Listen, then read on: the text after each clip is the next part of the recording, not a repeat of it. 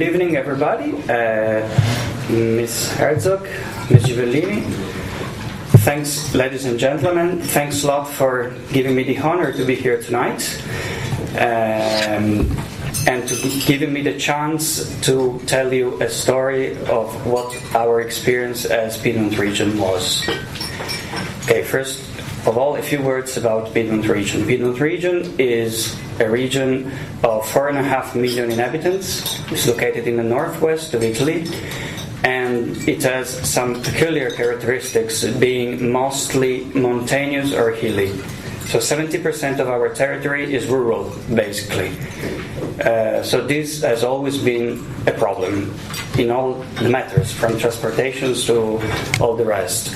And it's always been a problem regarding broadband coverage at all. So our region has been always at the forefront of ICT utilization and diffusion throughout the public administration, and we have always given a lot of stress to the connectivity. So we took care of connecting all the public sector offices throughout the regions with any available technology since the beginning. But let's say that in 2004 we realized that the situation was in some way bad, which meant that 80% of the people was covered, but those 80% of the people were living in 30% of the territory. So there was a huge divide between those few areas, which are mainly the big cities. If you think that the Turin area, which is the capital city, hosts about 2 million inhabitants, the rest is scattered throughout the region. So the problem was serious, and basically at that time, nothing was devised to confront it. So there was no national policy, there was basically nothing. So the Piedmont region decided to set up a permanent broadband development program called WiPi, which had the goal to meet the, let's say, European agenda goals, which is giving basic broadband to everyone by 2013, and later on to to embrace the new goals of the new digital agenda. So we did investments in many fields. We set up a basic fiber optics infrastructure. We set up an internet exchange, a distributed internet exchange at regional level. And then we tried to launch a series of projects based on that infrastructures to enhance the utilization. So the overall objective has been very good, because I think that today we can say that practically everybody has the right chance to get basic broadband. And the interesting thing, I think, is that there has been a lot of development in sectors which may initially may seem not so obvious. Because, for instance, in Italy, the idea of broadband has always been associated to DSL.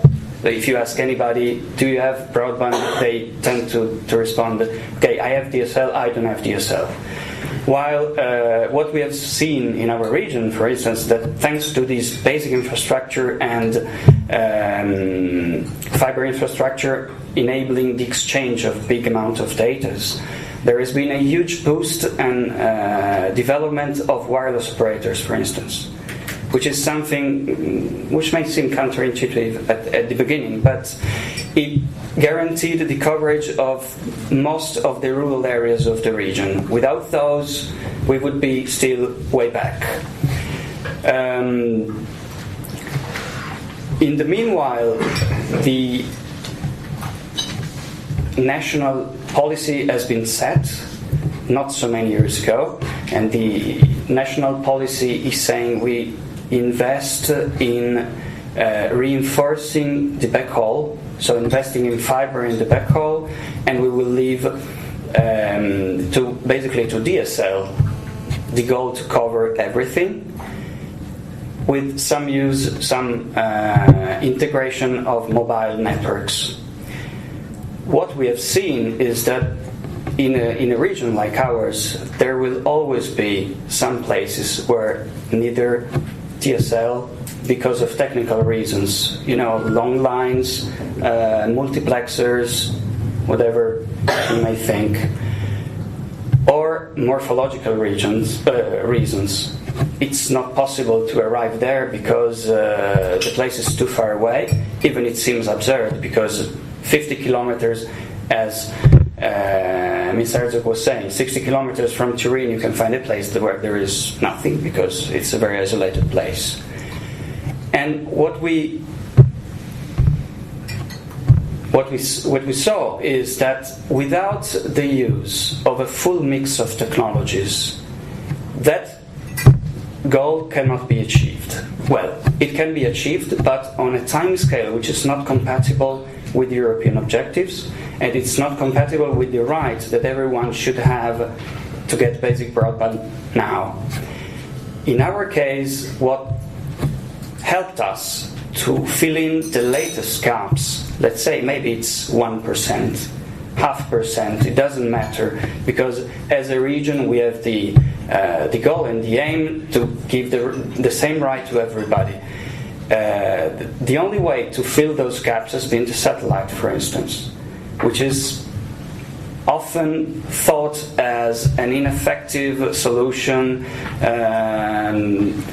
Well, in some cases and in some areas, I think that could be a very good solution because it's ready, it's there, and it's ready to be deployed immediately. You shouldn't have to wait for permits, and you shouldn't have to wait for many years of work ahead, which doesn't mean you shouldn't plan for those goals, meaning that in the future the 2020 objectives will be achieved through fiber, and that's obviously understandable, and we agree with that absolutely. But what we're saying is that if you want to give the rights now, and also as a precursory way to give the bandwidth, to have the bandwidth everywhere, satellite must be considered, as well as other wireless technologies.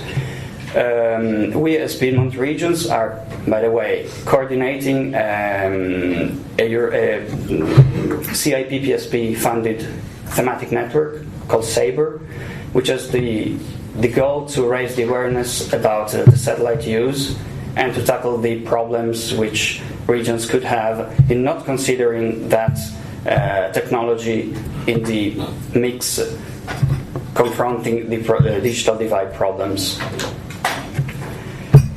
And I think that this is basically our experience from which we have learned, let's say, if I can summarize 3 main lessons, which are, first of all, you should have obviously a good plan.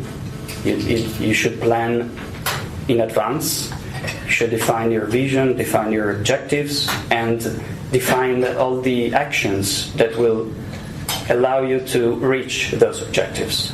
Secondly, you should have a monitoring system, and a strong monitoring system able to tell you if you're going towards the right way.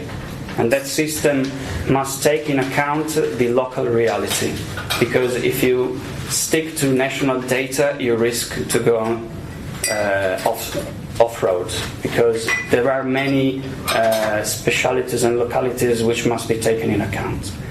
And third, as I was saying before, if you want to effectively tackling the problem, you should consider all of the technologies available. So there is no single solution, but you should be able, and that's also the hard part, to balance all the technologies to reach that goal. Thank you.